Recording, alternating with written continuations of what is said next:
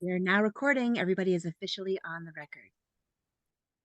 Good morning, good afternoon, good evening, depending on what part of the world you're in. Welcome to our Roundtable breakfast. I'm Maria Volpe. I'm a professor at John Jay College and director of the Dispute Resolution Center. These breakfasts are co-sponsored by the City University of New York Dispute Resolution Center at John Jay College and the Association for Conflict Resolution of Greater New York. This is our 268th breakfast since I started them after 9/11. And from 9/11 until March 2020, we met in person at John Jay. Many of you were part of that wonderful gathering that we had each month over coffee and bagels.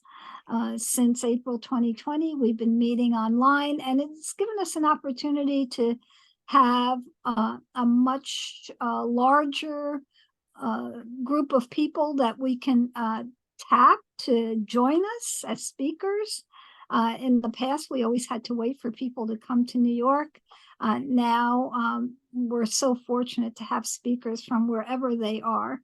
These breakfasts since April 2020 are posted on both the ACR-GNY website at www.acrgny.org and the CUNY DRC website, www.jjay.cuny.edu/dispute resolution. That is a mouthful.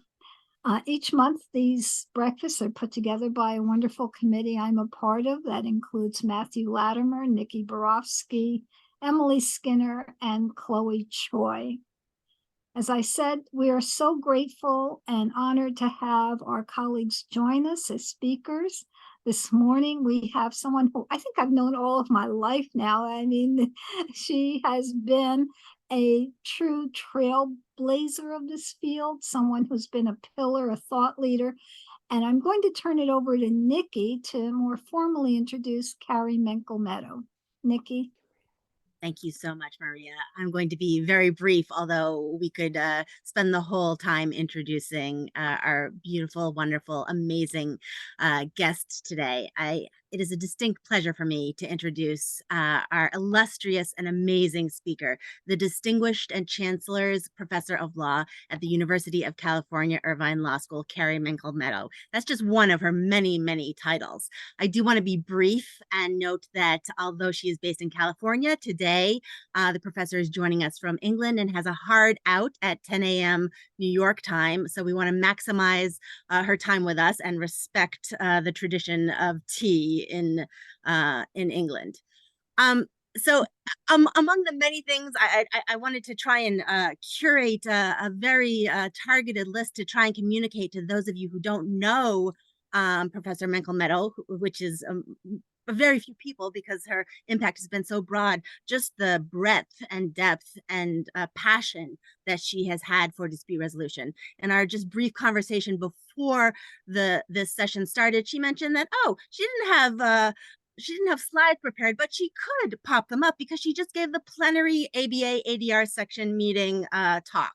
And that's the kind of scholar and leader she is. She's touched so many different areas of the field and interwoven so many different things. I wanted to give you just a quick hit list that I actually used ChatGPT to scour the web since 2021 to help me aggregate. I tried to fact check, but this I thought was an appropriate intro since we're going to be talking about where we are today. And I think the impact of technology has an interesting role in that. So one, she's a founding figure in ADR. As Maria said, trailblazing, pioneering, amazing. These adjectives abound. She's a distinguished legal scholar. As I said, she's at Irvine right now, but has actually the unique distinction of having taught on all 7 continents. How many people can say that? Not many. This extensive teaching career has led to many, many publications. Her most recent book is Very Short Introduction to Negotiation by Oxford University Press, published in 2022. It is 190 pages, which a third of it very well may be taken up by her curriculum vitae, which is 63 pages. So that just gives you a sense of the more than 20 books and 200 articles that she has written. She has a global influence, has really touched so many different areas of our dispute resolution community. I want to cut it short right now. I want to encourage you all to be engaged, interactive. The professor doesn't have PowerPoints, as I mentioned, so it's going to be a face-to-face interaction. Please join me in welcoming Professor Carrie Menkel-Meadow, who's going to speak to us today about where have all the flowers gone? Changes in ADR since its founding, and she's been there, and what it means for us now. So let 1,000 flowers bloom. Professor, tell us where they went and how we can cultivate and ensure that they flourish. Thank you so much for joining us. Thank you, Nikki. Thank you. That was lovely. And thank you for your earlier comment about flowers, because I have a bunch of things to say about flowers, and you said it beautifully. Our field flourishes with watering and care. And I chose that title for a couple of reasons. Those of you, and I can see some of you on this call are as old as me, know that that song, Where Have All the Flowers Gone, became an anti-war anthem and a kind of pro-peace anthem. I want to talk today about the past a little bit, what the founding principles of our field were, the uses to which our field has been put in the present, and then I will get to where I think we might be going in the future. I want to encourage everybody. I'm perfectly happy to be interactive. I can't see everybody. Nikki's going to be handling that. So if you have a question, I can sometimes get to the chat because I do know how to teach with this stuff. So if you have a question, you can put it in the chat. And Nikki, at any time something comes up, just let me know and I'll try to be responsive. And I'll try to get through all three of those parts.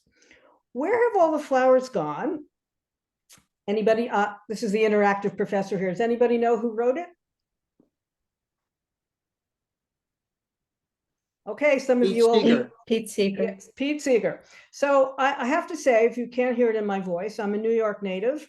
And Pete Seeger, for those of you who don't know, spent the time that he wasn't on the road in Beacon, New York, where I was last year when my niece got married. So I did a little research on this.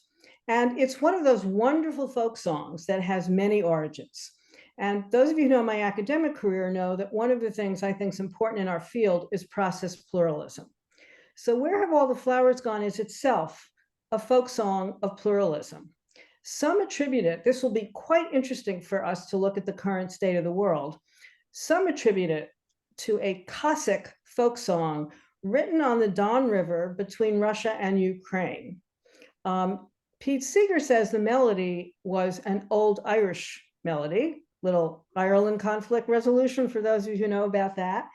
And the song was written not during Vietnam, when a lot of us use it in marches and elsewhere, but in 1955. And it was actually an anthem before it was anti-war. It was also an anthem of the anti-nuclear war movement, which I was a part of as a young child growing up in ethical culture in New York City. So it's a wonderful song, Where Have All the Flowers Gone? And it's about girls marrying soldiers who've gone to their graves, and the flowers now cover their graves. And it's an anthem to why can't we have more flowers and fewer soldiers and fewer people in their graves. So I'm going to say a little bit about the origins of our field and my own origins, as you heard, ethical culture, peace movement in the 1950s, and then later as a civil rights lawyer. So one interesting question to think about, as we all know, neutrality is an important function in our field. And some of the current writing by some people in the field has urged in these times of difficult politics that sometimes mediators should be less neutral and more activist.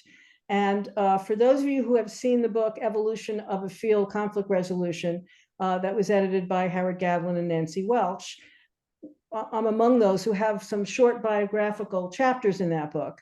And I talked about the fact that I came to mediation with a long commitment to peace. My grandfather in Germany was a pacifist, shot off his little pinky so he wouldn't have to serve in the German army. So I came to it from peace seeking, both internationally and neighborhood. And it's such a pleasure, I have to say, to talk to you guys all in New York, because I grew up there, as you can, in New York, and I grew up along with the UN, and I went to public schools in New York City. And some of my classmates, public school, not private, but some of my classmates were the children of UN diplomats. So I learned how to use chopsticks when I was 5 years old because two of my friends were Chinese and Korean. I lived in Queens, where a whole number of middle-class African Americans, including the jazz musician community, lived near me in Jamaica. So my schools were all pretty integrated. And so I want to say that for me, moving into this field, I later became a lawyer, and I'll get into all the legal stuff in a moment. But the real impulse for me, the founding principles, are that what we're trying to do in mediation is seek creative, good solutions that try to avoid and eliminate, where possible, violence, and also try to give people a voice in creating their own solutions to problems. And so for me, the impulse to join this field came from way before I went to law school.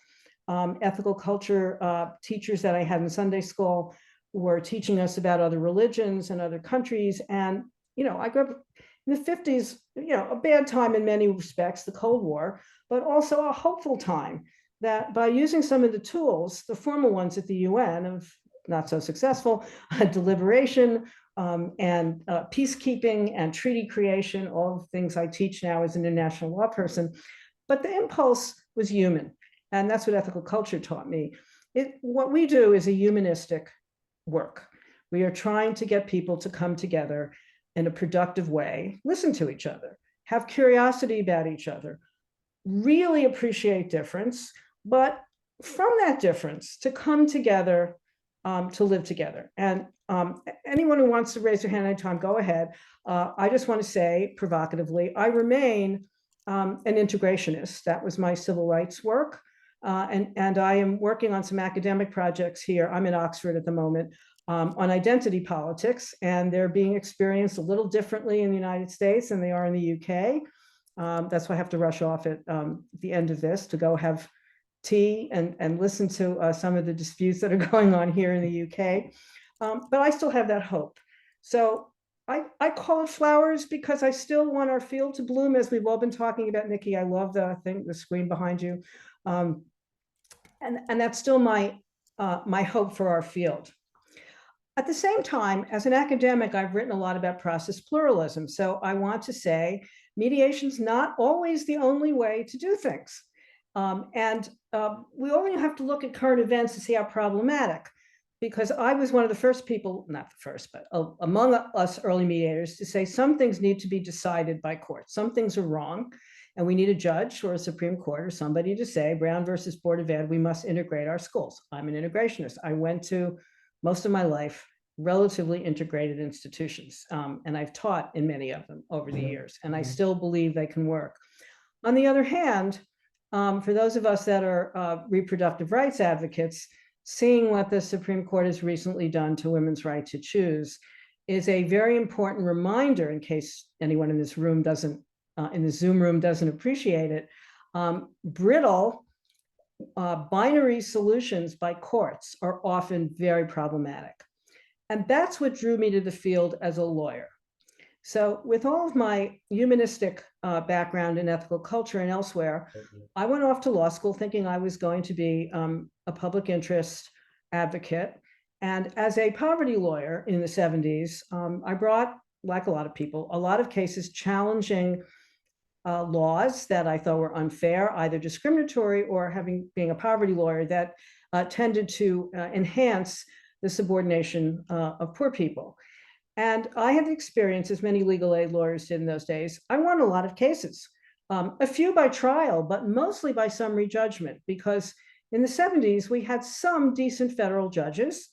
And this, for those of you that are legal academics know, is an argument made at Yale by Owen Fisk many years ago, that settlement was a bad thing, that we needed judges to enunciate public principles that would apply to everyone and tell us how to do the right thing. So I brought a bunch of those lawsuits. But as I have often said when people ask me how I got into this field, so we'd win a case on summary judgment by saying something was unconstitutional or some state or local law violated a federal mandate, and those were pretty easy to win. So we'd win the lawsuit, and a few months later, some clever people would figure out ways to get around it in some other way. So for any of you who know my academic work, I started to talk about lawyers as problem solvers. It's not enough to win a case. And in some situations, and other scholars wrote about this quite eloquently, Jerry Frug at Harvard, for example, said even when a lawsuit is successful and it tells someone to operate a prison more humanely, or to desegregate the schools, or to provide welfare hearings for people being cut off of welfare, all of those things cost money.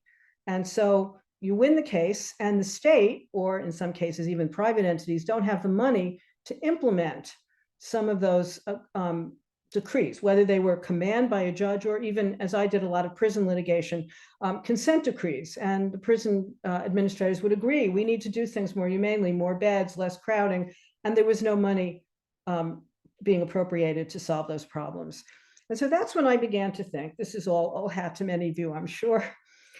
Lawsuits in the legal system is very brittle and very binary. There's a plaintiff and a defendant.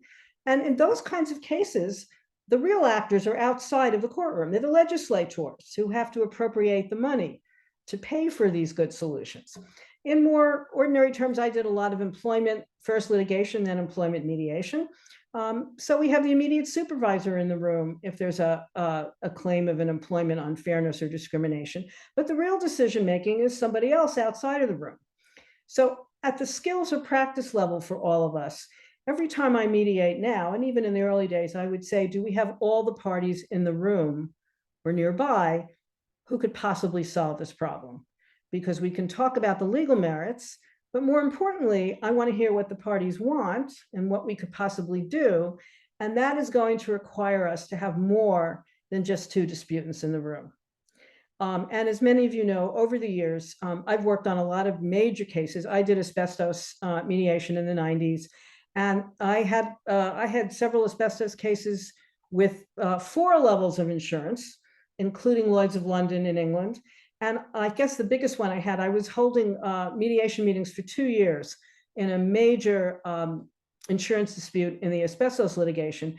And I think I had at one point 30 people in the room, a lot of lawyers, a lot of risk assessors. And now that case, my biggest one, got resolved not by the lawyers, but by the risk assessment people, financial people who came into the room. And when they counted up all the numbers about how much it was going to cost to keep litigating and what the risks were, these were cases in which billions, I say billions with a B, billions of dollars of insurance would turn on the interpretation of one word. What does it mean to have promised to indemnify someone after a merger and acquisition? So you can have billions of dollars, big corporations, lots of issues, and it can all turn on one word. And again, Maria, with all my just love and respect for everything you've done, many of us have taught now for 20 years how New York dealt with the post 9/11 construction project down there at the World Trade Center. And that was, as you all know, I assume, that there was huge litigation over whether that was 2 incidents or 1 incident when the 2 buildings came down. And the question was whether all the insurers of Silberman, who was the owner essentially of the buildings, leasing it from the city and the state, many parties, was that 1 incident, 2 incident? And that got litigated through the Second Circuit. And it just shows you that even one word can have enormous ramifications.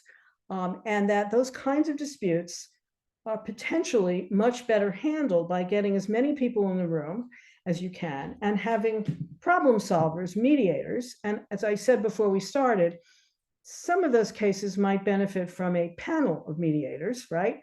I've been mediating for years, but I remember years ago in the Clinton administration, when I was asked to train Janet Reno, who was the Attorney General, to be a mediator, I said, well, I can tell you a lot of skills, but there's some cases I've never done. At that point in time, I had done no intellectual property cases at all. And I said, and very few environmental. So I said, I'm not really a science girl. So my advice would be, if you have a complex dispute involving science, you're going to have a process expert, happy to do that.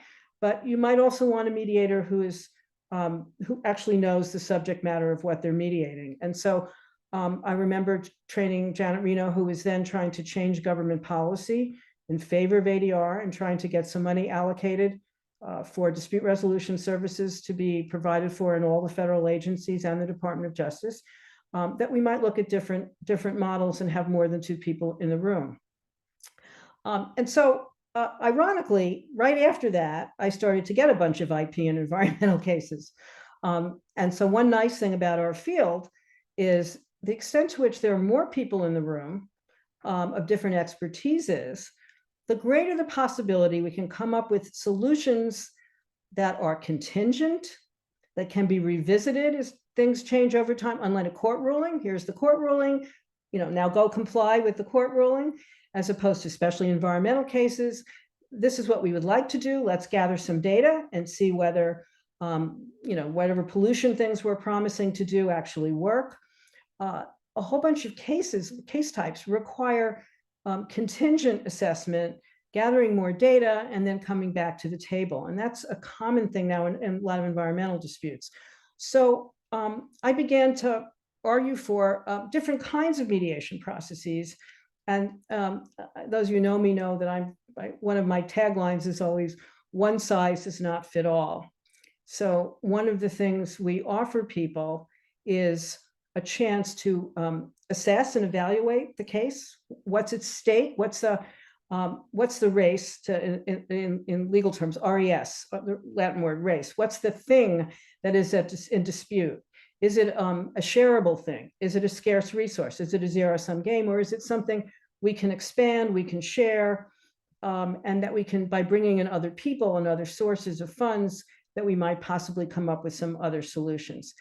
And so I was drawn to this, having left being a brittle litigator, but as you can probably tell from my advocacy, when I need to, I can argue quite strenuously. And there are times when I think we need to do that. But I've always found it far more rewarding to try to solve problems with people.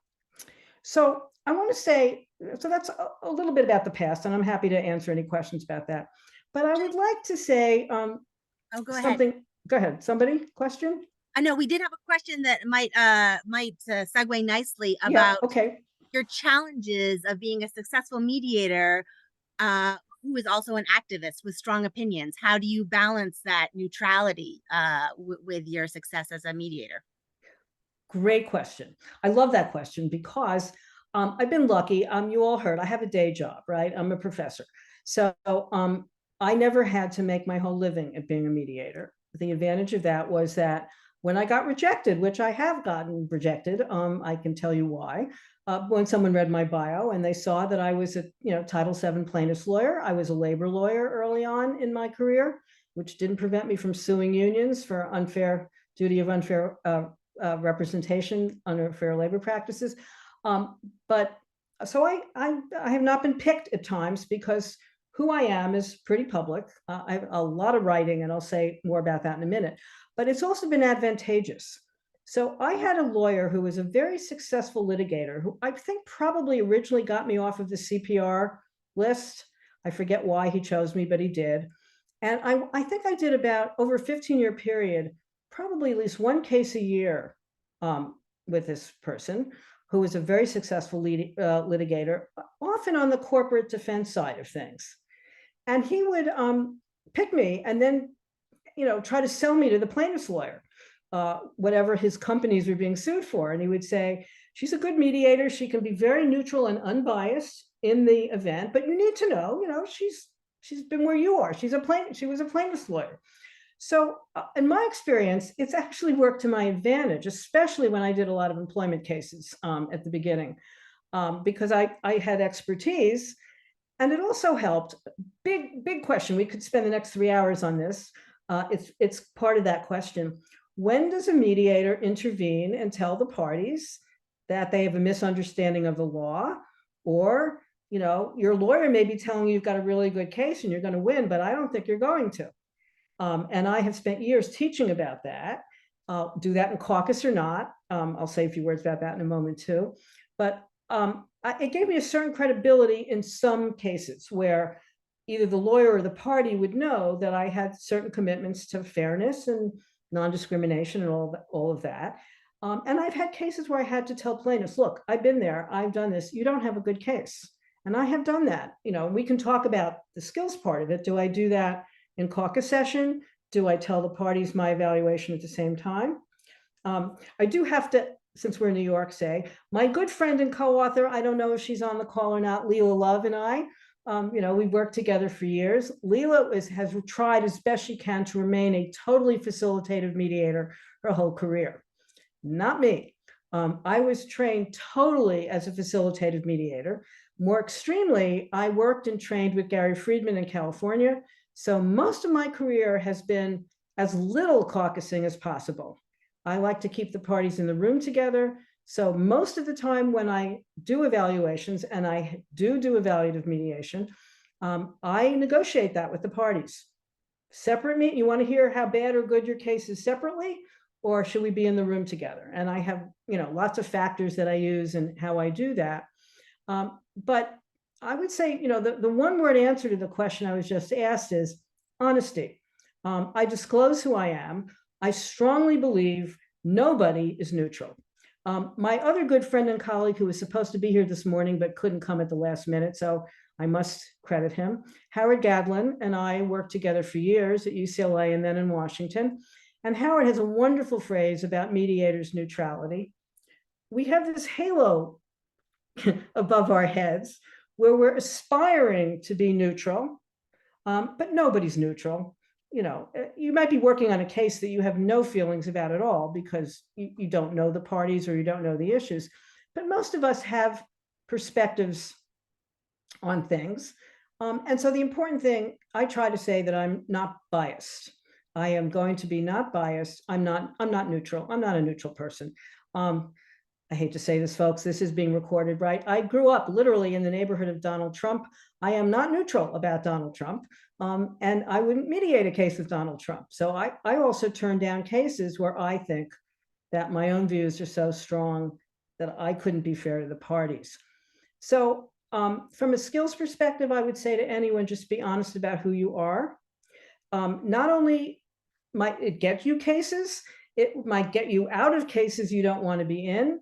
And the extent to which you disclose all of this early on in the record, in writing, now that and I want to get there, now that we're doing a lot of this stuff online, you'll be putting this stuff in emails or in your retainer agreement, disclosing what your conflicts are. To be honest, is to prevent yourself from getting in trouble after the mediation.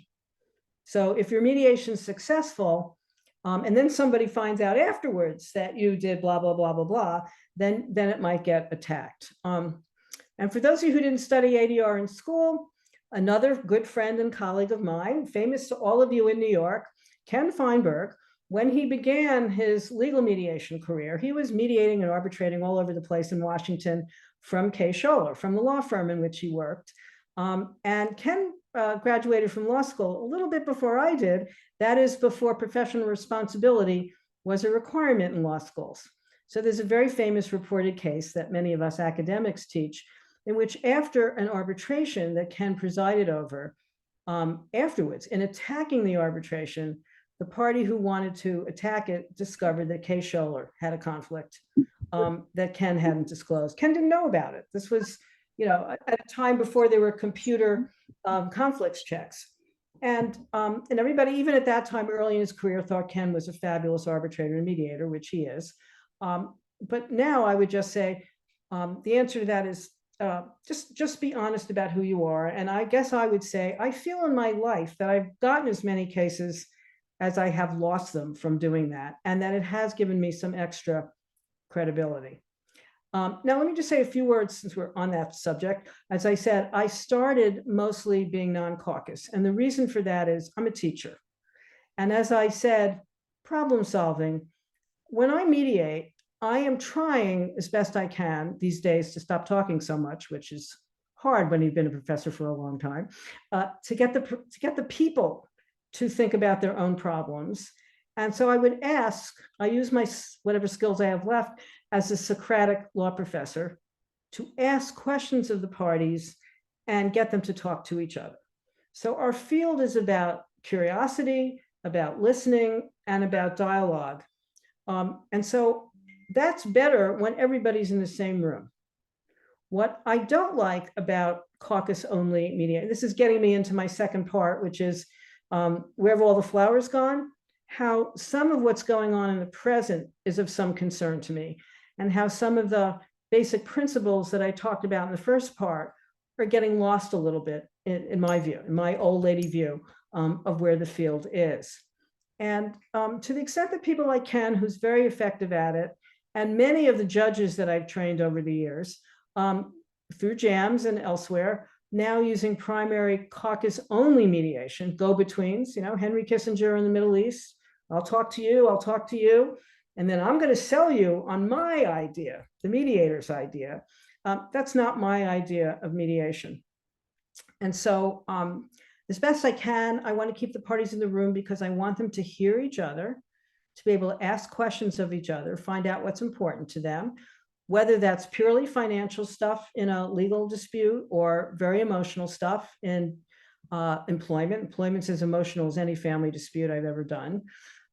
Education, I'd still do a lot of mediations locally at my universities. Those are always very emotional. It's important for me that the parties learn how to negotiate with each other. And as best I can, to make a mediation about more than just resolving this particular dispute, but to get the parties to see, oh my God, there's another way to do this. And if I might reference my dear colleague, Howard Gadlin again, Howard, I hope you watch this, when it gets posted. Howard always had a wonderful phrase when we did trainings together. Mediation is a sensibility. It's like Maria's wonderful phrase, pracademic, which I've also been using for decades. I'm a pracademic. I practice this stuff, but I'm an academic who steps back and wants to look at the big picture of any one case I'm doing. And Howard's term about mediation being a sensibility is, it's a way to think about solving problems. So my hope, it doesn't always happen, my hope is that when parties successfully mediate, they'll say, now what worked in that thing that I could replicate and do in some other thing? And if I can quickly give you an example from my own practice, I was one of the first mediators, for those of you who've been around for a long time, in the Wellington Asbestos Tribunal. The Wellington Asbestos Tribunal was a brainchild of Harry Wellington, who was the dean of the Yale Law School, in the middle of the 90s when many companies were being bankrupted by their liability for asbestos. And it was one of the first big mass torts that wound up doing enterprise liability. And the idea was that all the big companies were either going bankrupt or they had large insurance funds.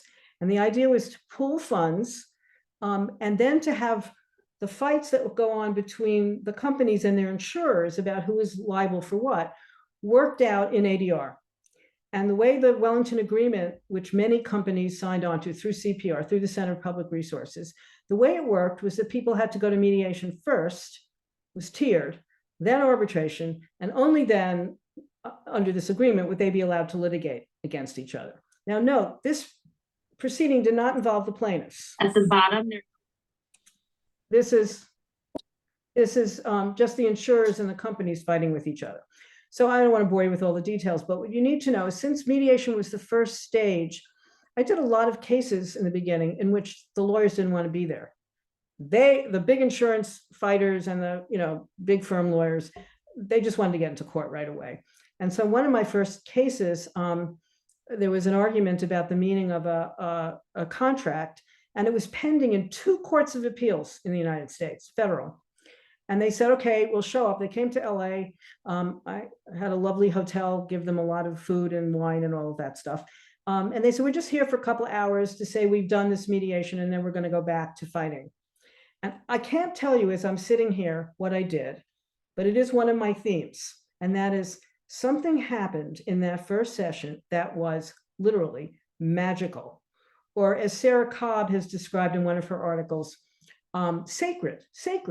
These lawyers screaming at each other, I got them to, calm down and talk to each other and talk about what the stakes were for the companies, for their employees, for the plaintiffs who were injured, for the future of the legal system, if we bankrupted the whole legal system with the hundreds of thousands of cases there.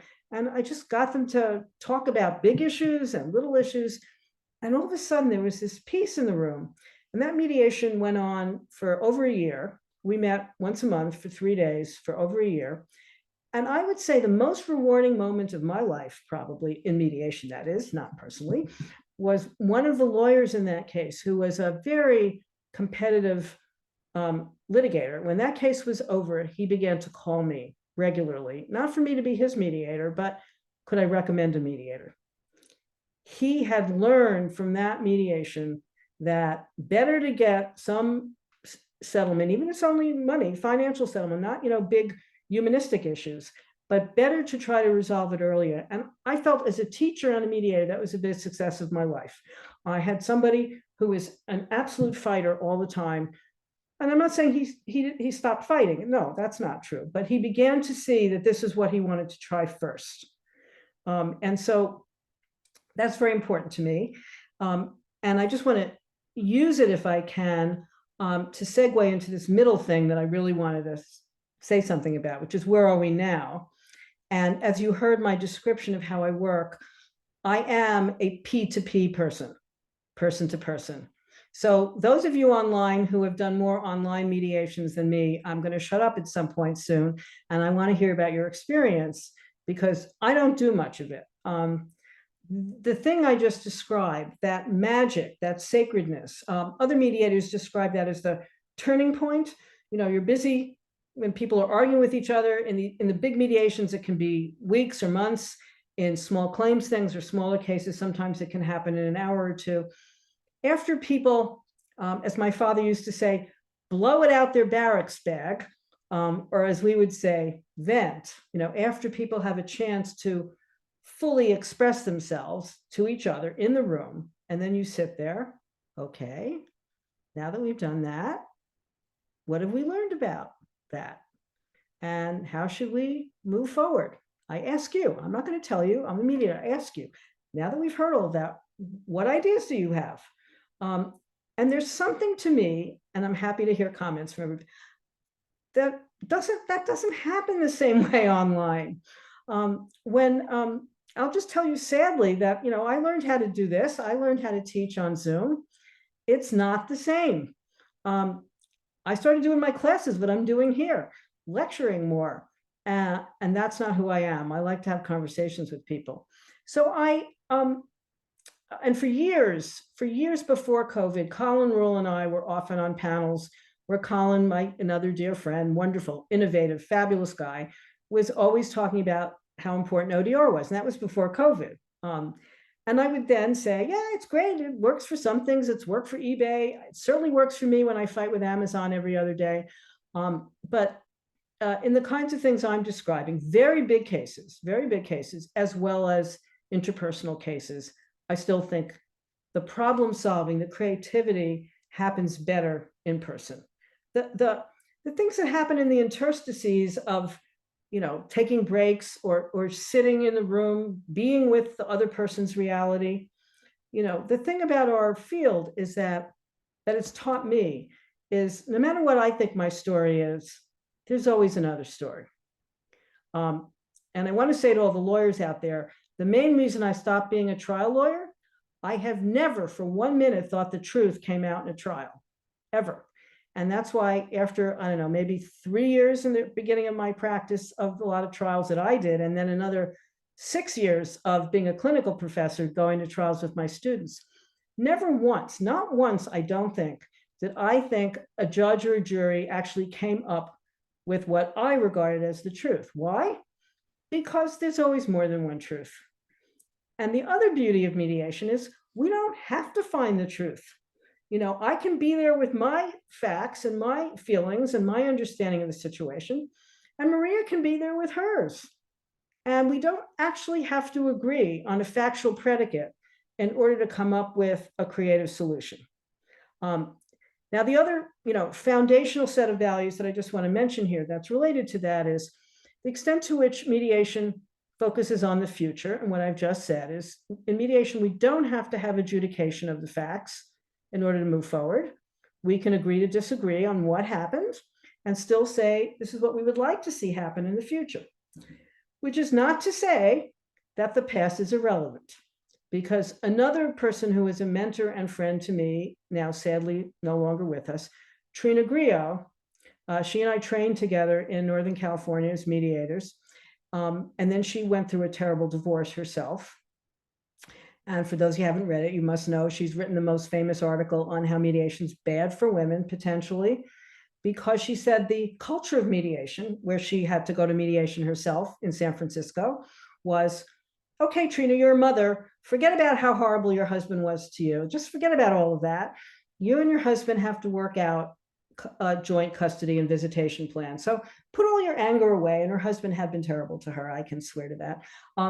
Put all of that away and let's focus on your kids in the future.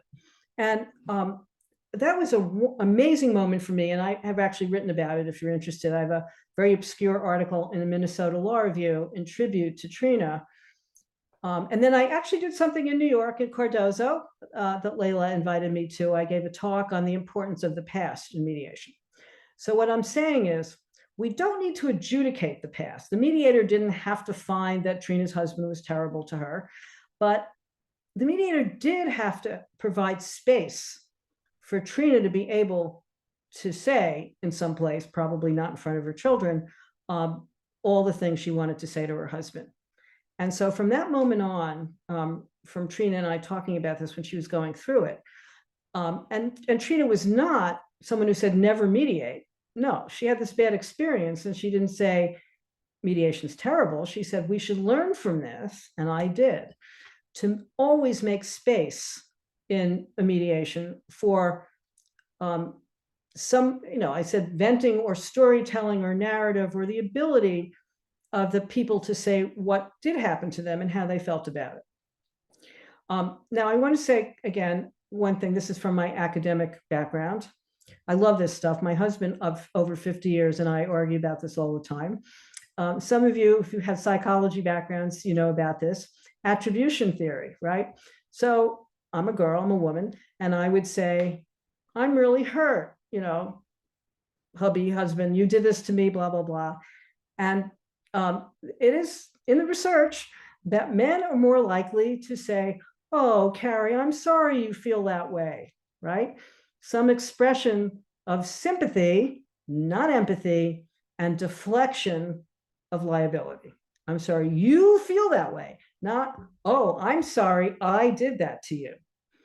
And I, in mediation, always look at the language that people use.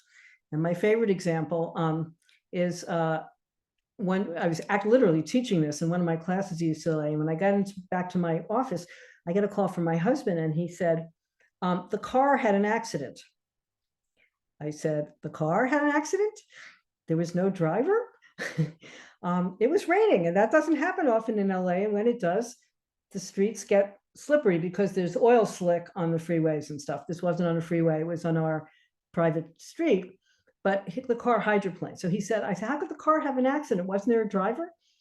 The car hydroplaned, right? Now it's the car's fault.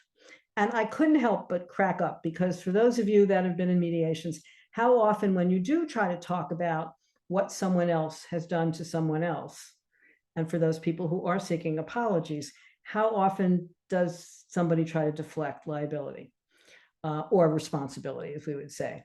And it's not the mediator's job to, pronounce judgment, but you can ask questions to the person who feels harmed and say, and how do you feel about that? Are you happy with that? And essentially what you're trying to do is to get the person who did something that hurt the other person to at least acknowledge it. And that kind of, that's empathy training. And, it's a multi-step process, some of which I learned and then adapted from the work I did with Gary Friedman and Jack Himmelstein years ago. But the idea is to get the parties to really hear each other. And for us, the mediators who've been trained, to hear what's behind that. I'm sorry you feel that way is not an apology. That is, I had nothing to do with this. And you can extract that prior to corporate responsibility too. And as you know, those of you that do big commercial and mass tort cases, we often settle them by companies not having to acknowledge they did anything wrong. That's the world we live in, and I don't like it. And if it were up to me, others have written about this, not me, we would change the evidence rules so that apologies could be more freely given. and wouldn't necessarily be considered an admission of legal liability. And so I think those concepts are much more complicated. Again, I go back to my theme. The law is brittle. The law does yes and no and binary sorts of things. And what mediation allows is more variation on that kind of expression. So the other thing I want to say about the present is, as you've heard me say, and I'm happy to start taking any comments and questions in a moment, there's much more caucus only. And the other side of our field that I haven't spoken to is it a good thing that so much of what we do is now mandated in courts? So another of my dear friends, mentors, good friends, and fellow New Yorker, also no longer with us, Margaret Shaw, with whom I used to do a lot of mediation training of judges, used to call this mediation light. You know, as you all know, when you go to small claims court, go out in the hallway, or I did lots of landlord-tenant cases as a clinical professor. Go out in the hallway and, you know, go mediate this, and you've got 20 minutes to do that. That's not going to do any of the things I just described in communication and having people understand their needs and interests and being creative. And so courts, you know, many people will think it's a great idea that courts are making people do this. And if you heard my story about the asbestos litigator, you would hear that some people actually learn how to mediate by going to court programs where they never did before. And before mediation, I was an arbitrator in Philadelphia, where I was a practicing lawyer, and lawyers were volunteer arbitrators. And you could see that when people went to a process they were unfamiliar with and it worked, they became fans of it. So I guess another one of my mantras is that I say never, although I have been somewhat hostile to or critical of ODR and somewhat hostile or critical of mandatory ADR. Not really, because there are advantages to these things. And ODR, clearly online dispute resolution, has made for some people justice more accessible. And as we all know, in my world, access to justice, the biggest problem right now, and it's much bigger in the UK than in England, but I mean, than the US, but it's huge, is most civil litigants are unrepresented. You know, unless it's because, you know, England's rules are complicated and they're changing, but for a long time, the Brits didn't have our contingency fees for lawyers. And so you either had to prove you're going to win your case to get some legal aid. And some of that's changed. In Canada, it varies by province, but most civil litigants in the UK, unless it's a very big case with a lot of money, don't have lawyers. And so I've spent the morning actually working with some people here. Whoops, there's the aforementioned, the car had an accident husband. Some of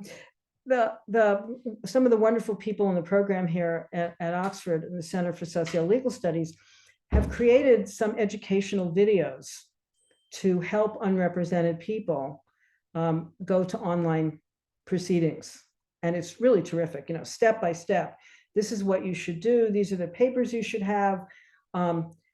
Thank you to Nikki, to Nikki, Maria, and Emily. We had a tech check before we got started here. And so that's what the folks have done here. And some courts have done this, I know.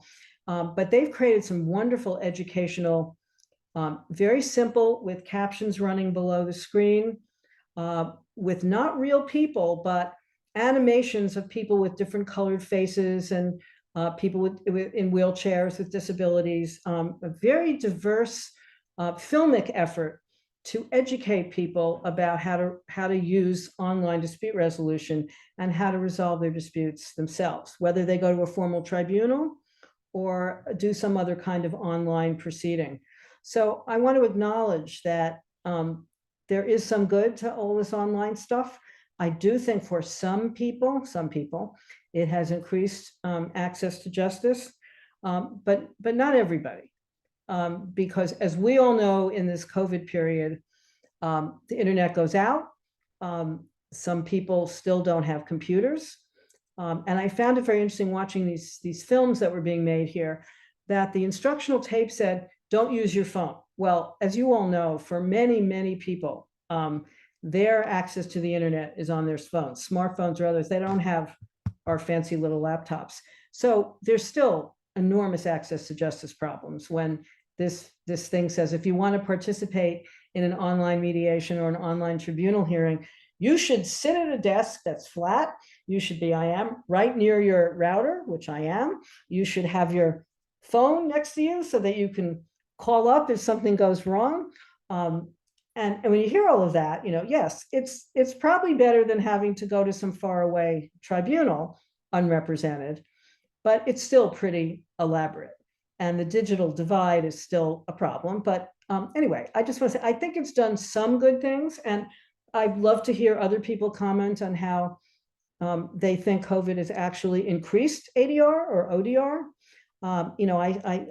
I jokingly say, some of us, not me, some people call this the accessible dispute resolution revolution now. And I still put the A in front of DR, and I say, I prefer to think of us as aspirational DR, what we're aspiring to accomplish in dispute resolution, which is creative solutions and parties really listening and hearing and learning from each other. And I wrote a very short piece a couple of years ago, is ODR ADR? And I said, not really. ODR is ODR. It's its own thing.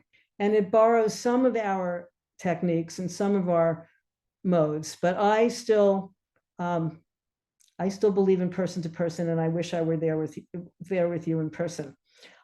So I could go on, as you can hear. I can go on forever. I'm gonna stop for a moment and see whether Nikki has questions to feed me, because I haven't been looking at the chat, or any of you want to jump in on any of that. And if not, I'd love to lead off with my form of ADR, apologetic DR, for not having flagged this question earlier when you were really talking about the notion of apologies. And there was quite some discussion on the chat thread.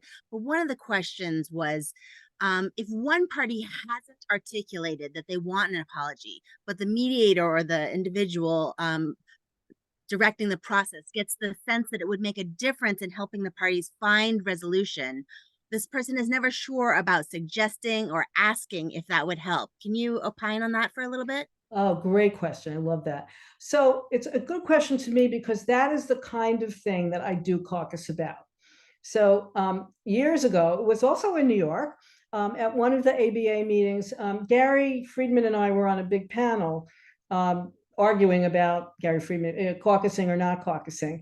And as you heard me say, I say never and never say always in our work. What I like about it is its flexibility. And if there was a question like that, I would meet with the party separately.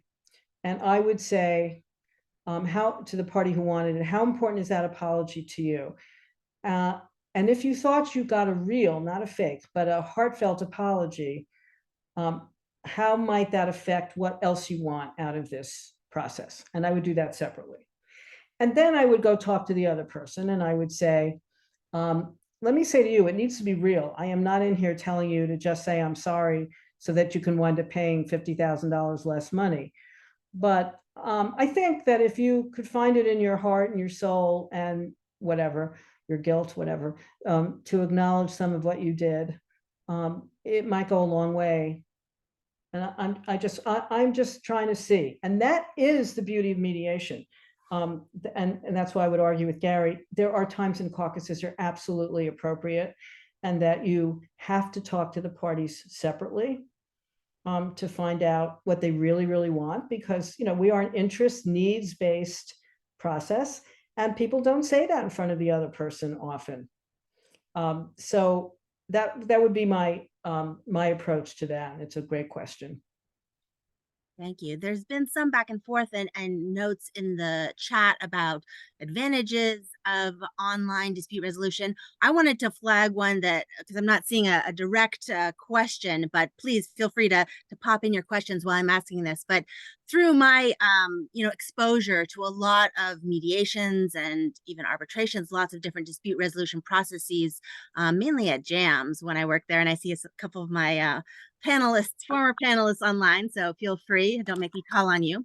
But one of the advantages harkens back to something you were speaking about at the beginning of your presentation, and that is the ease that online format gives to have the actual decision makers be present and engaged in the process. It's a lot easier to have the insurance adjuster or the one who's making the decision, the, you know, CEO of the company or the head of litigation or whoever the actual people are who have the authority and ability to move the process forward present, even if it's just for, you know, a half an hour or a targeted period or to pop in when necessary.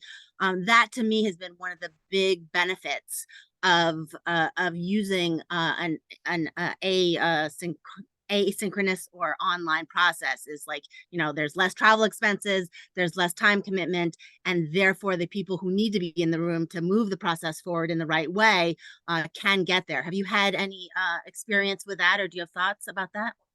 Yeah, absolutely. I mean, I think, and I've had training on a number of different platforms myself, so some of them do it differently.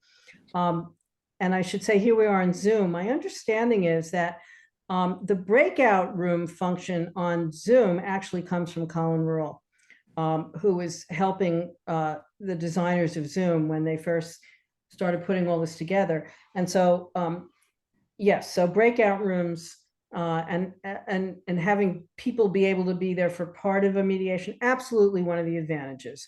And related to that, I don't know how many, because I can't see the list of all the participants, but I know during COVID, all of the people who taught mediation clinics were part of a regular Zoom conversation. And that was really helpful because we had reports from mediators in different parts of the country.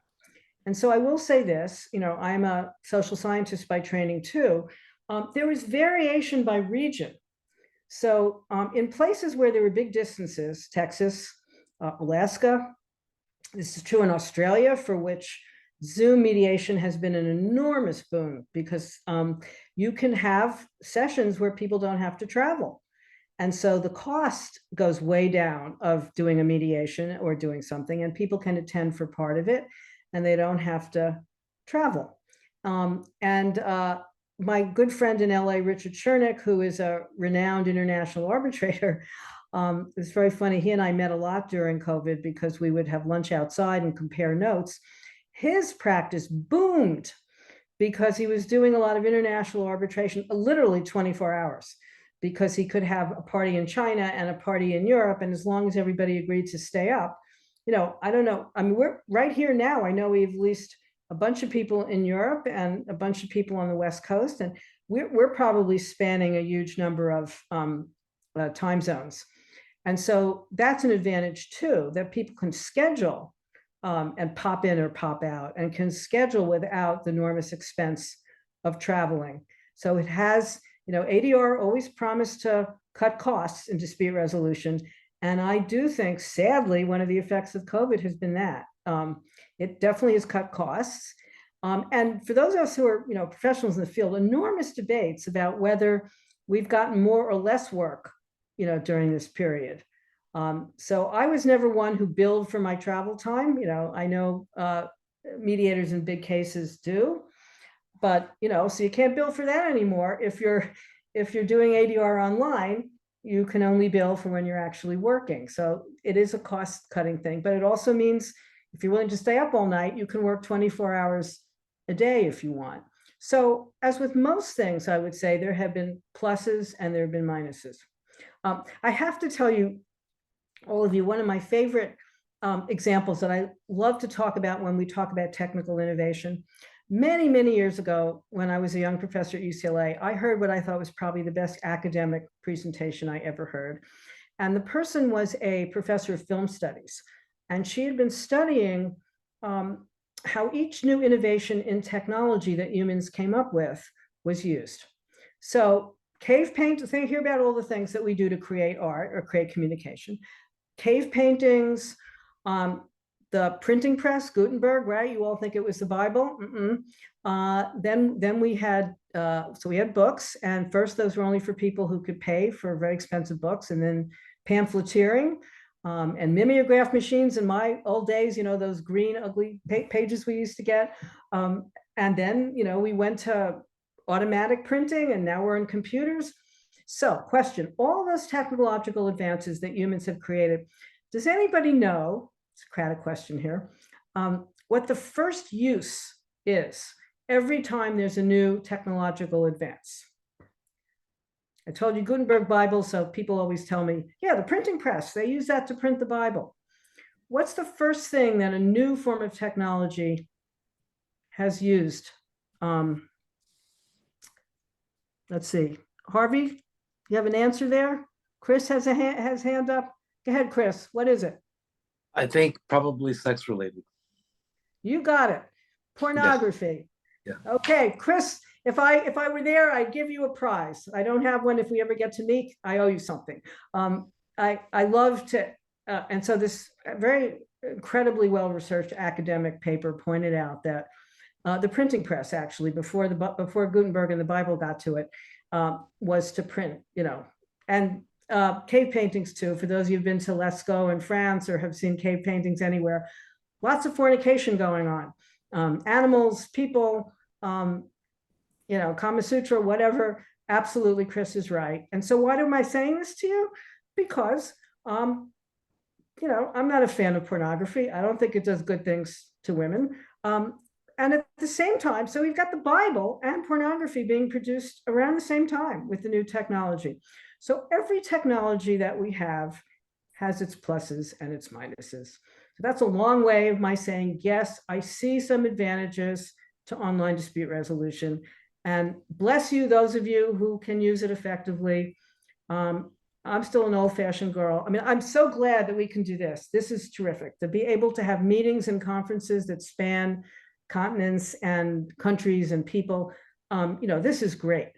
But in terms of sitting with people to try to resolve their disputes, I still personally prefer person to person, totally acknowledging that this technology has allowed a lot of cases to be resolved that would otherwise not get resolved. So I guess another silly mantra would be different strokes for different folks. And some people are just flourishing with this technology and doing it. I mean, Richard's older than me. We keep talking about retiring, and he says, why should I retire when I can sit in my room and, keep mediating and arbitrating? So it's good for people with disabilities. Here I am. I don't know how many are left on this call, but I will tell you that during COVID, I had 2 hips replaced. Yay, so I can walk all over the place again. And nobody knew. And I was able to keep working in my chair.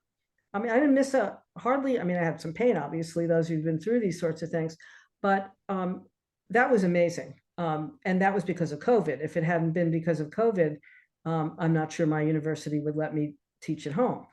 But in any event, so we can make the most out of very bad situations.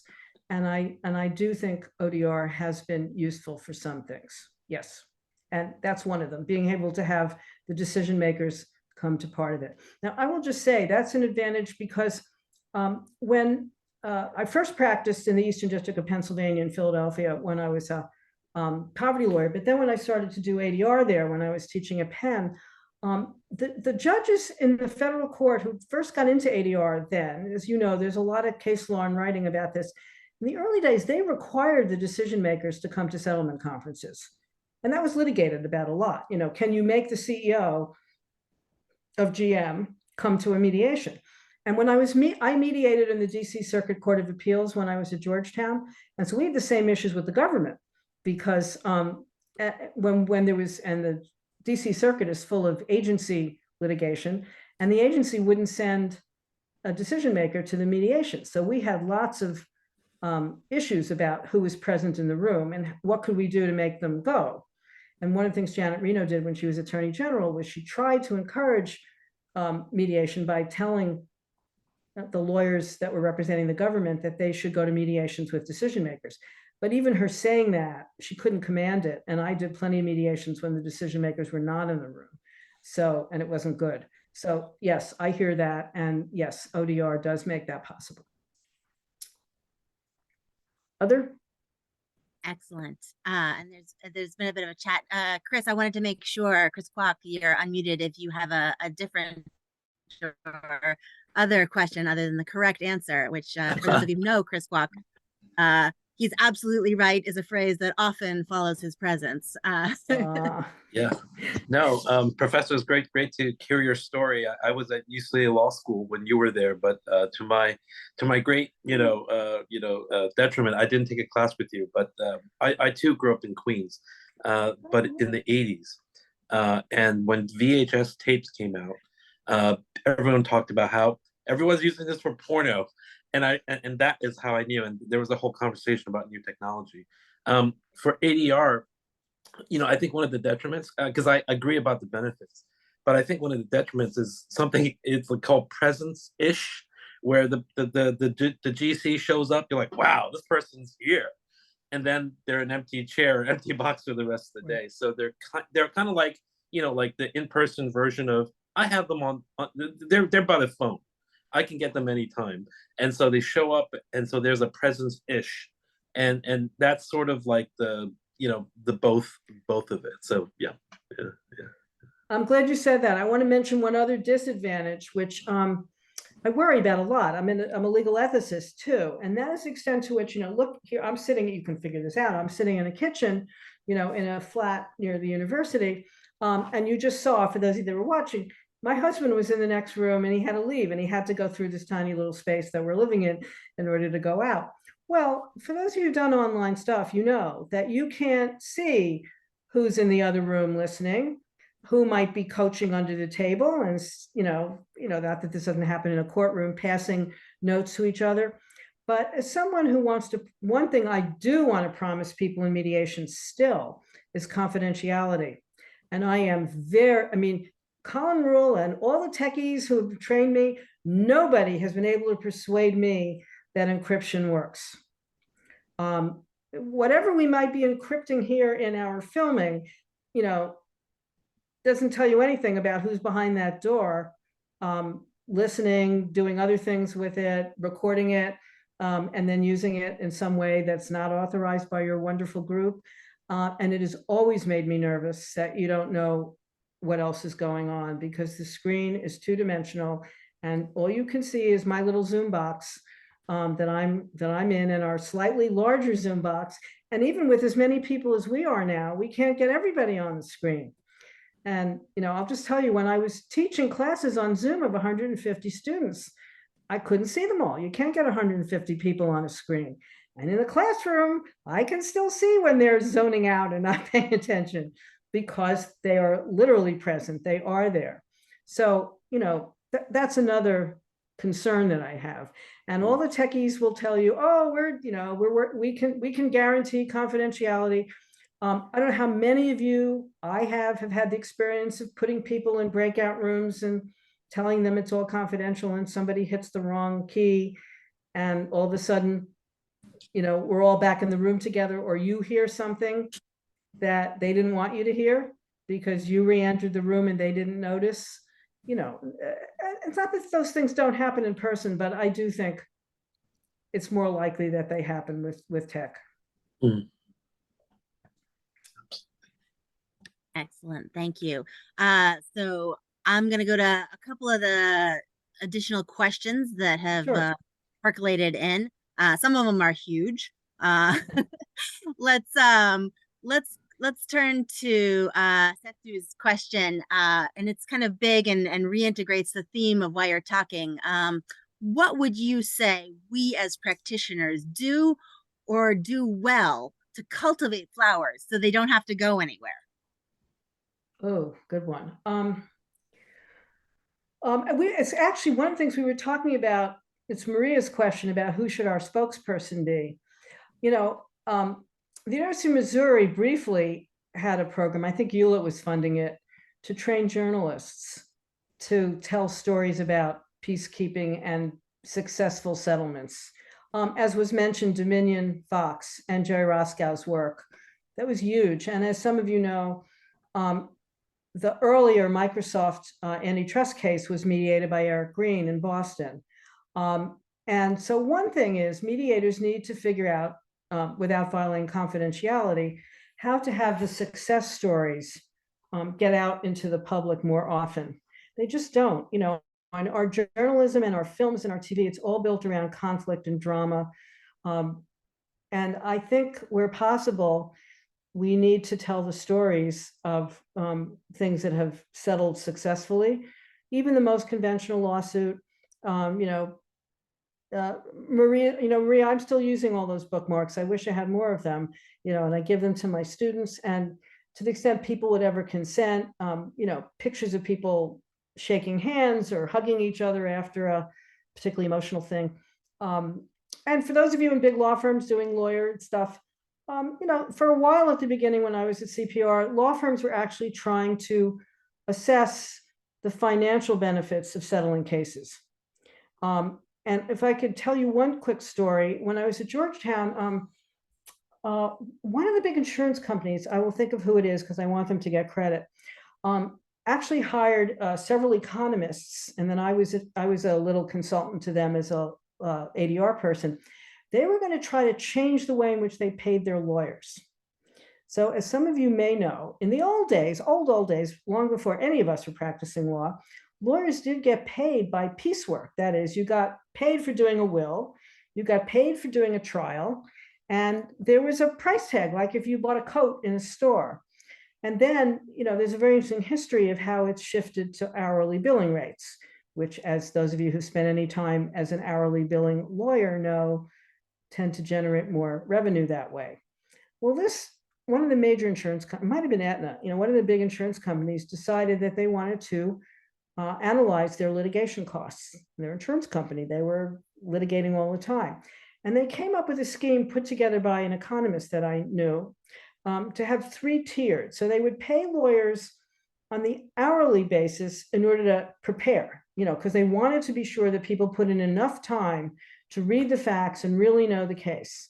So they would let them do hourly billing, and then they would go into second stage, which is once you've prepared everything, now we're going to pay you a nice bonus if you settle the case. So we're going to give you a certain amount of time, and then back to the piece idea of payment. If you settle the case within this period of time, then you're going to get this big bonus. And if not, and if you don't settle and you go to trial, we're also going to cap your fees. It's not going to be hourly anymore. We're going to cap it. And then if we win the case, you'll get a little bonus.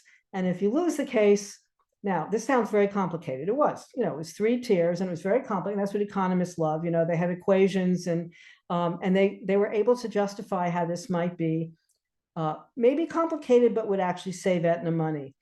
And I think it didn't get adopted because, as far as I know, in that kind of industry, nobody wants to be the first leader of something like that.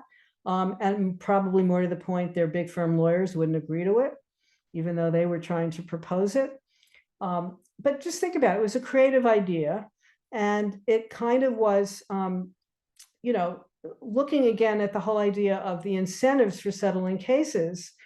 And so I would just say to those of you who say, what can we mediators do? That's another way of saying we do cut costs. We can. I believe that is true most, if not all of the time. And the best thing that we can say about us is the parties craft their own solutions. And we know from empirical research that when the parties come up with their own solutions, there is higher compliance than if it is a command award from a judge or even an arbitrator. For the most part, we need more research. That's why I'm here. These guys at Oxford are doing a ton of really good empirical research on ADR, and that's what I'm doing sitting here. So we need more research, but basically I think it is safe for you to tell your clients as mediators and as lawyers that the compliance with agreed to solutions is much higher than when somebody loses a case and then they either appeal or they try to figure out some way not to pay. And it was amazing when I was a mediator in DC at the Court of Appeals. That would have been from 1993 about until I moved back to California in 2010. It's amazing how much mediation was going on at the appellate level. And I will tell you too, where I'm supposed to be now in California, the Ninth Circuit has the biggest mediation program of all the federal courts. They have in-staff mediators because people win at the lower court level, and that's a brittle solution. And I have to tell you, I'll never forget, UCI, Irvine, my law school, we moot a lot of arguments, both US Supreme Court arguments, real ones, and those that are going to the Ninth Circuit. The lawyers come and they prepare our cases.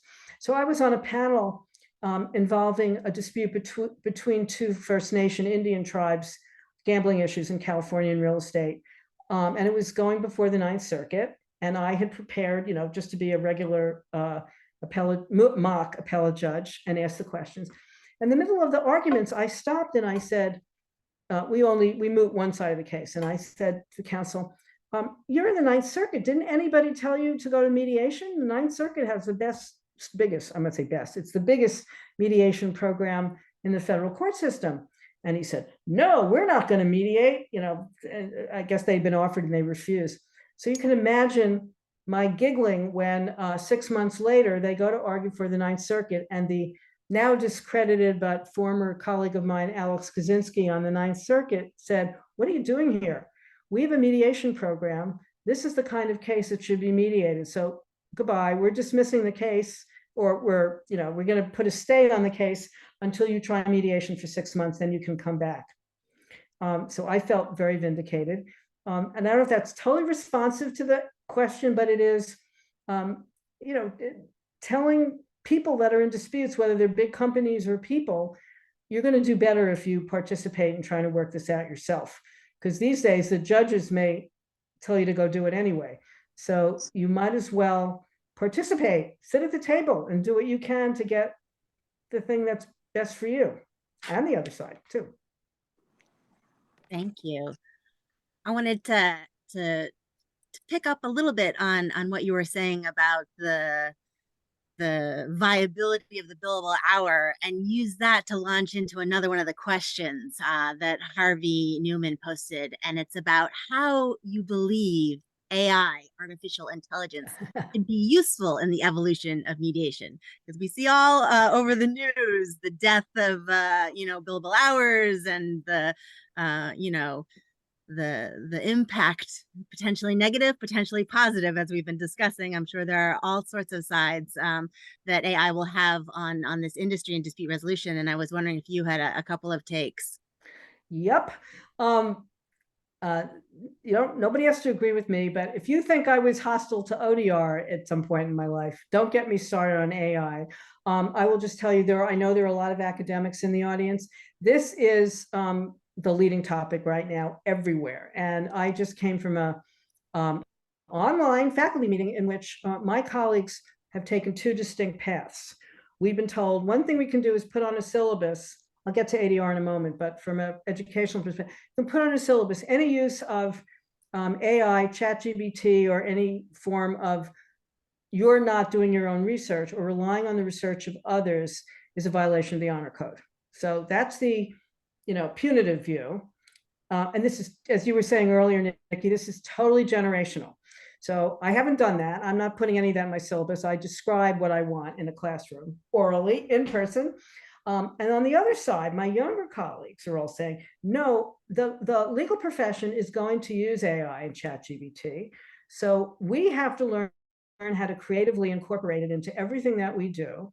And so this other paragraph has been drafted to go into syllabi that says, in preparing papers, people have different rules about exams because they're almost all take home these days post-COVID. That's a whole other topic.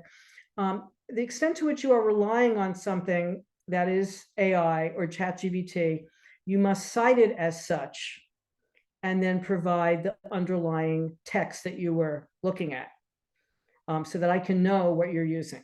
And those younger professors say that they are talking about the use of ChatGPT to be more efficient, which is what someone would say about ADR.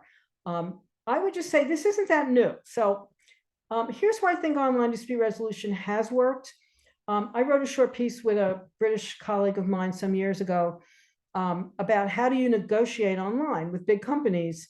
And I'm laughing because last night my husband argued with our UK mobile phone provider for an hour to get £20 back. I can't, my billable hours are more than £20 an hour. I'm not going to do that, but he loves it. So he spent the whole time arguing with them and ultimately got £25 back. He's not a lawyer, but he should be, because he's very good at this. But what I have said in one of my shorter articles is one of the advantages of ODR, and this would be AI, is getting to Yelp. Not yes, but getting to Yelp. And what happens is, as you all know, when someone asks you to give a review, Airbnb, restaurant, doctors, when I had my surgery, my doctor said, would you post a good review of me on Yelp? And I said, what? Doctors are getting reviewed now? Absolutely. So consumers out there and patients and whatever, they're looking at your rating. And so in that sense, the extent to which AI and ChatGPT collects and puts this information together, two things happen. So you heard it from me. I call this the modern class action. When people have repetitive complaints about someone, an airline, a cable TV provider, here in Europe, as some of you know, I know we have some people from Europe online, there are ombud services for all the utilities, for banking, for transportation, and those ombud services are aggregating complaints. So AI and ChatGPT is data mining. You know, they can aggregate to the extent that there are government officials or people sitting behind the AI analyzing the data, they can see where the pattern is. This is what ombuds people do in person. That's what Howard Gadlin did when he was at NIH and when he was at UCLA. You're aggregating the complaints, and you don't need to find class actions anymore. Sorry to the class action lawyers out there. I used to be one. Some of this is more efficient. So, and then as some of you know, when you complain on Yelp about somebody, sometimes the provider of the service or product calls you up and says, I'll make you whole. You could call this a bribe. I'll give you money if you take down the bad rating. So whatever you think of that, whether it's a bribe or not, it's dispute resolution. I will rectify or I will pay you compensation, whether it's just a little bit or retribution or punitive, whatever. I will pay you some money to take it down. So I do believe that there is useful AI stuff. That's number one. And number two is the crowdsourcing of creative solutions. So when new problems come up, and if, don't ask me to explain blockchain to you, I can't. But what ChatGPT and AI and various forms of AI can do is that people that have similar complaints, different solutions will happen, and they can be literally put in a little ladder or a list of what people are getting, and they're also allowed to communicate with each other like we're doing now. I mean, you could, so I think some forms of data collection that way and the ability to transparently see what other people are getting for similar complaints is efficient, folks. It's efficient. And it might be more just, it might be then class action, sorry to say this, I was a class action lawyer, where in the consumer class action cases, each individual claim is worth very little to the claimant. And as we all know, the plaintiff's lawyers march off with the bulk of the money in lawyers' fees. So I can't believe, here I am, folks, saying it, there are positive uses of AI and ChatGPT, the extent to which they enable crowdsourcing and the conglomeration of both complaints and remedies. And I think it's social learning. So there's social learning, but for those of you worried about billable hours, I will say this, absolutely. I'm here in England, for those of you who have read Richard Susskind on the future of lawyers. The future of lawyers is, I won't say dim, it's different. It's different. And a lot of the functions that we serve will, you could positively say change, or if you were Richard Susskind and some part of me, you would say be eliminated, some of it. And one example of that, I just want to say, years ago when I was giving a talk about in the early days of this stuff, a very thoughtful real estate broker in Washington, D.C., who the real estate people in D.C. are probably the most successful in the country. Why? Because of the change of governments. So there's never a recession in Washington. When the Republicans come in, housing prices go up in Virginia. When the Democrats come in, housing prices go up in Maryland and the district. And most of the real estate brokers are licensed in 3 states. And I was talking to one of the real estate brokers about negotiation, which I teach, as many of you know. And he said, pretty soon we won't have real estate lawyers anymore. at all. Because, and you all know this, Willow, comps, all the things that real estate brokers use, which is to be the broker of information, how much properties are worth, all of that will be transparently available on a computer. And so who needs to get a real estate broker to help you price your house? You can see what all the houses on your block sold for. And as you all know, the documents, title investigations, lien searches, all of that stuff, it's all available online. And so he was predicting, this must have been, I think, something like 1994, predicting the demise of real estate brokers. It hasn't happened yet, but I often use that as an example to say all of us, lawyers, brokers in LA where I live, entertainment agents, those of us that are information brokers, a lot of our functions will be replaced, at least to some extent, by the ability of people to see information on their own. Now, they may not be able to know what to do with it all, but anyway, that's one answer. Nikki, go ahead. Thank you so much. Before your heart out, Jeff, I Yeah. wanted to hand the mic over to you to ask your question. Thanks. Good morning, Carrie. It's good to see you. Carrie, you'd mentioned legal ethics and the dissatisfaction that we share with caucus-only mediation.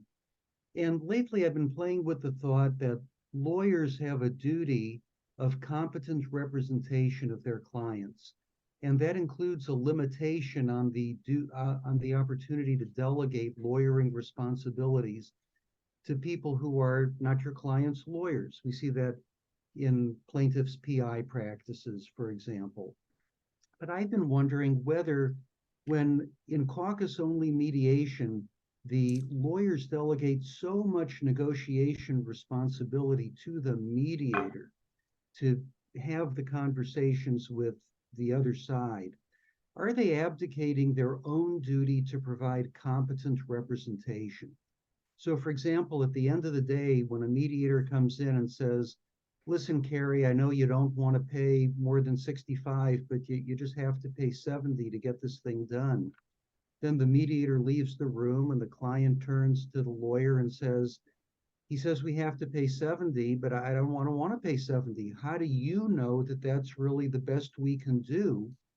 I'm wondering whether, from the lawyer's perspective, it's ethical to abdicate all this responsibility to the mediator, because then the lawyer really has no basis to advise their own client on what they really do or do not have to pay or take. They're relying on the hearsay statements of a mediator, which may be infected with all kinds of biases. I'm wondering if that's a thought that's ever crossed your mind too. Oh, of course. That's why I don't like caucus-only mediation. Yeah. It's terrible. I think it's not just the abdication of the lawyer's responsibility to his or her own client, but again, as I said earlier, the trouble with caucus-only mediation is you don't know what's going on in those rooms. And when people don't like what comes out of it, that's one of the ways that they will be able to potentially get out of it. And we have case law to that effect. Yeah.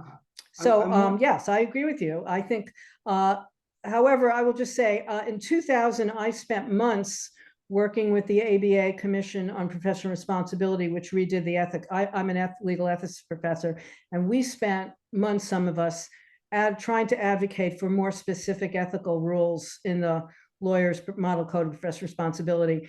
And all I will say is the litigators won almost every battle, other than the new rule 0.2, which says, if you're a mediator, you have a responsibility to tell the parties you're not representing them. So in terms of your question, lawyers that rely on mediators to do their work are actually violating that provision, because mediators are not supposed to be representing anybody. And the kind of hypo you were giving me about what the mediators are saying to the parties are representations of what people will take or not take, or what they should pay. And in my view, that's,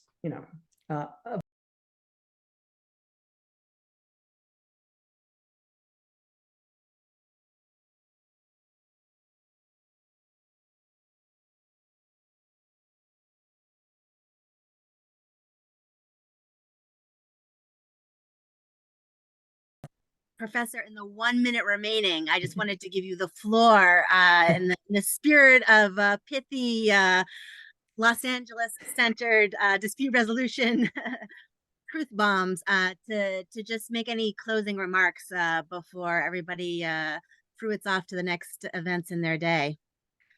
Well, all I would say, as I say, when I started, I came to this field with the hopes that we can make the world a better place with flowers and plants, I might add.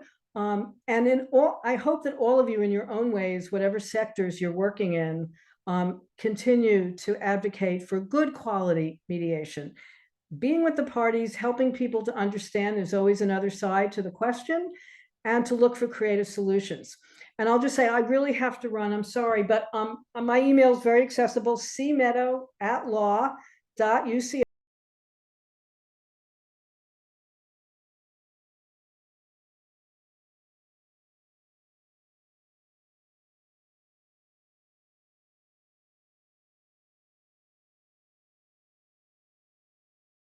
Presentation, and we're just so grateful to benefit from all of your wisdom and experience. And I know the accolades are piling up in the chat, and I just want to thank you so much for joining us from across the pond. And we look forward to hearing more from you. I'm sure you have a couple more 1,000 books and articles in you. Thank you so Thank much, you. Carrie. Totally appreciate all of your time and wisdom this morning. Thank you. Thank you for everyone, inviting for me. being here. Thank you. Thanks for I will- inviting me. Take care, everybody. Okay, bye-bye. Bye. And with that, we are going to end this morning's call. See you next month when we have Susan Podziba talking about public policy. Thank you again, everyone, for being here. Excellent. Thank you so much. Resources, as always, will be posted with the video recording on the ACR-GNY and John Jay Dispute Resolution Center websites. Thank you. Okay.